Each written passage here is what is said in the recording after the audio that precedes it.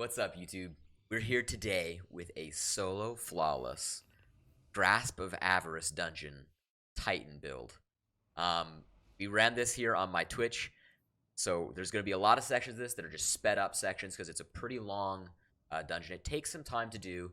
I wanted to get this whole thing done in about like a 20-minute video, but you know, it was about 2 hours worth of play, so kind of bear with some of the speed up sections. First things first I'm going to talk about is the build itself. So the build is super strong, pretty easy to have. I really don't think there's anything in here that's really difficult to get all that much. And there's a few things that you can do some like substitutes on. And yeah, so let's just get into it. So the way that the build works is we're starting off here on Top Tree Void. Top Tree Void is great. It's got bubble, it's got heal on melee, it's got, you know, overshield. It's got all sorts of fun goodies, you know, and so that's why we're running that. Now we're going to be running double energy and power, right? So the double energy we got in our first slot, we have the kinetic slug shotgun heritage. The most important thing on this is the reconstruction for having up to 14 in the mag. It's just really nice to have. You're swapping between weapons just to have that, you know, a lot of shotgun in there. Then we're also running an empty vessel with blinding nades auto-loading holster. Disruption break on this is something I have. It didn't really help a lot in this case, but the auto-loading holster is amazing, and even more so the blinding nades. Now you could switch out if you have like a good first in last out or any other good slug shotgun like that. You know, you could use that, as well as, you know, if you have a good blinding nade ignition code, kind of switch to that if you really want to. The big thing though in this build is actually Lament. Lament is crazy. From Tireless Blade, being able to just munch through enemies like crazy, and the boss damage on it from the Banshee's Wail. But then also the thing is the healing that you get. You get the healing just by hitting an enemy, you know? That's insane. That's just huge. Now we're going to couple that with a few things. The main bread and butter of this is the Stronghold gauntlets. Stronghold gauntlets are incredible. They allow you to heal anytime that you absorb damage by blocking. It also maxes out the block on any sword you're running. So it's just huge. It's just incredible. And then of course, then we're also going to be really abusing the passive guard from the season new season mod. It's incredible. The damage reduction is immense, and I honestly kind of felt like I was cheating in a way. Like I just felt like I wasn't taking any damage. Alright guys, let's talk Ogre. At first it seems like really hard, not that bad. Let's just get into it, okay? First thing you'll notice is I grabbed the Scorch Cannon from below the little walkway up there. You don't have to go up top, just stay below, grab it through. You're not going to have to worry about taking damage from the Ogre. Another aspect is to always burn through all of the mag. Burn through the entirety of the Scorch Cannon. That's going to respawn the Vandal. The Vandal really likes insulting the Ogre. The Ogre really doesn't appreciate that. Those two then fight and leave the Guardian entirely alone, allowing you just to worry about opening the gates and then killing the enemies inside. Okay. One thing that can be a little difficult is gaining access to those rooms. This is where the Blinding Nade launcher comes in. Okay, Blinding Nade launcher. Just launch that sucker into the opening. You bomb in there with Heritage and Lament, and you clean the room. Okay, all you need to get is 25 total riches from both sides. So, you know, however you want to split that, 12 and 13, 14, you know, 11. It doesn't matter. 25 though is the number you need. And once you've grabbed them, you take them back down to the bottom. You feed them into the crystal, and that is going to unlock the boss, of course, and allow you to damage. Obviously, that's just kind of the way that it standardly runs. With this build, just dump a bubble right on his feet and just start wailing into him. I don't do a great job here in this video of highlighting really great optimal DPS strategies with this, but, you know, we did it anyway. So with optimal sword swiping, you can really, really chunk into Mr. Insatiable here. And yeah, it's awesome. This guy's up, which is why I do this where I launch it off. It's nice because you can get a little extra damage downfield here.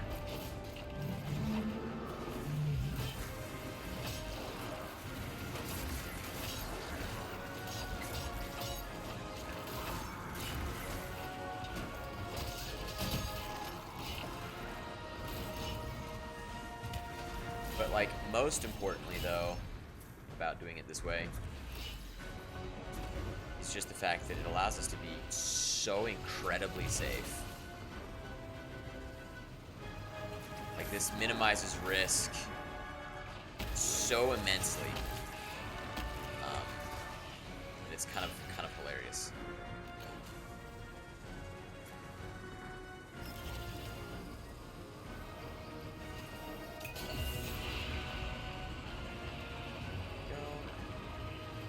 For just that little second here, it should stagger him sometime here, any moment now.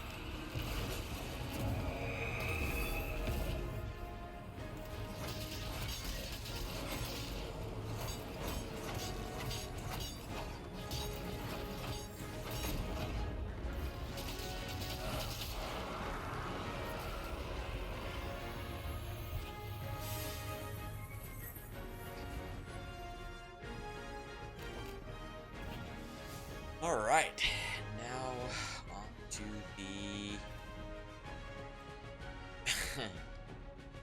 hard part. I'd say this is probably the only hard part in this whole thing. We're worried about this. If we're going to be seeing a reset, this is the most likely spot.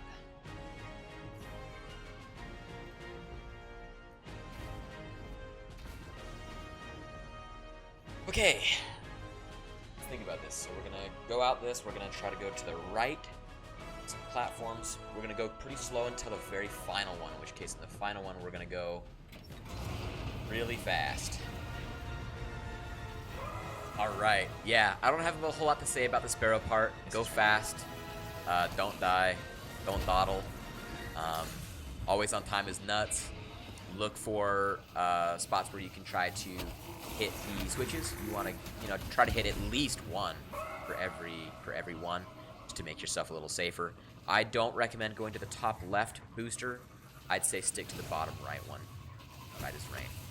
I think that's actually the hardest part of the whole thing, but there's really not a lot to say about it.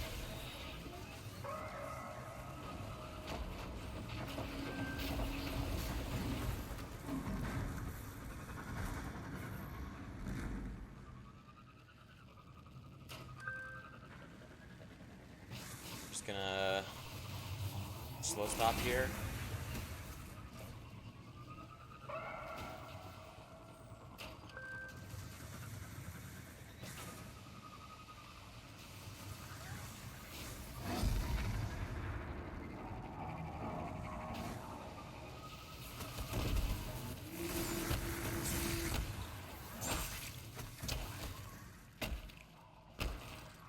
Oh man.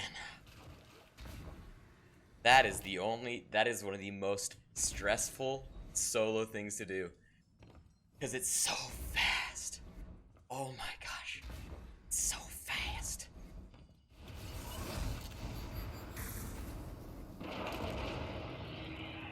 Okay. I should just be on.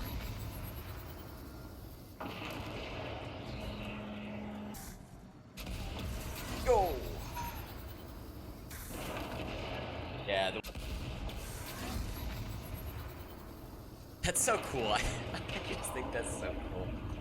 Oh man, I think it's freaking sick. Okay, now we just gotta get ourselves over.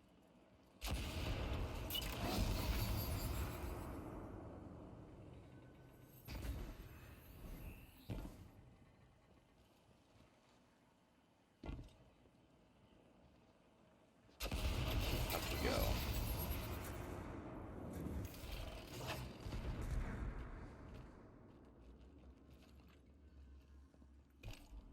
All's time.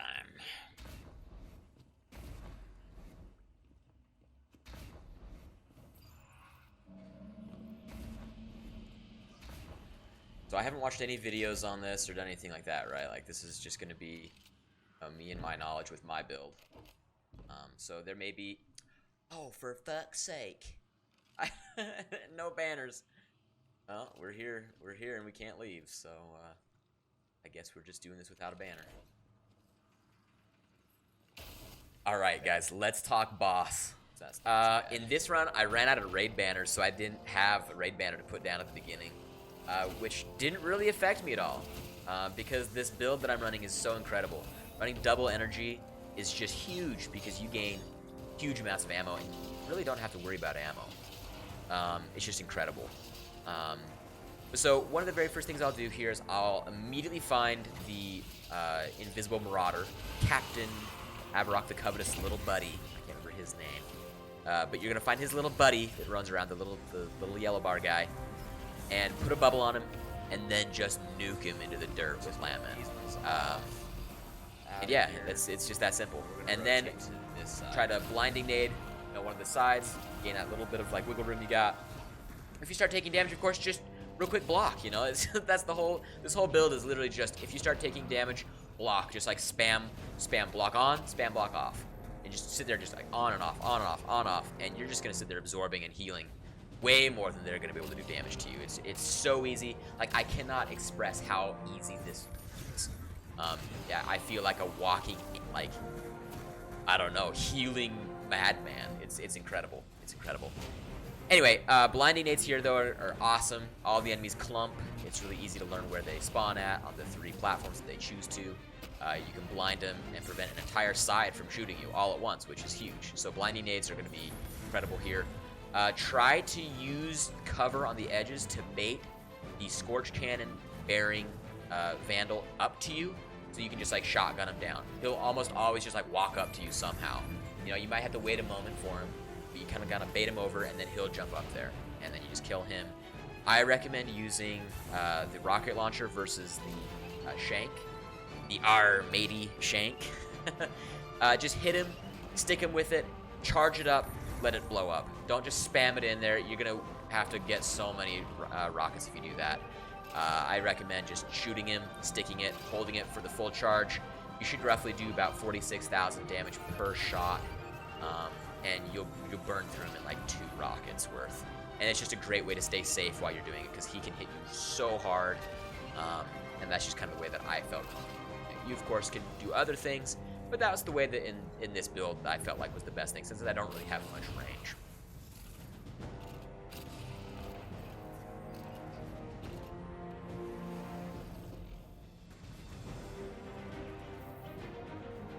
This guy to come on.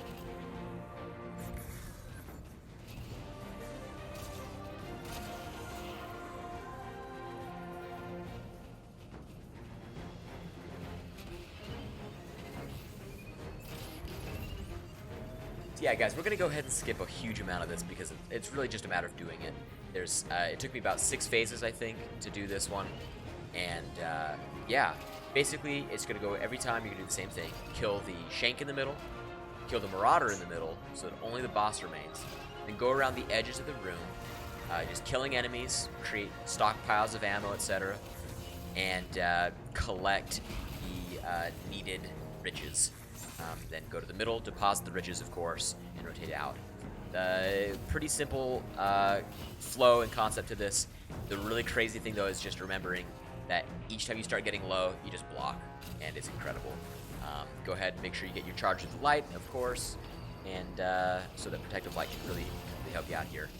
And yeah, it's one more pretty simple set.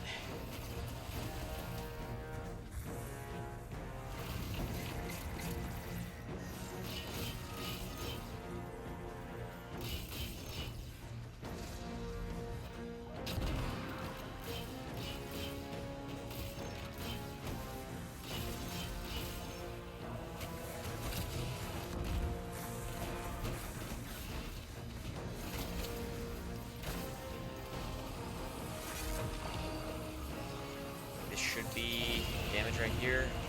Fuck, I'm kind of losing a little bit of damage time.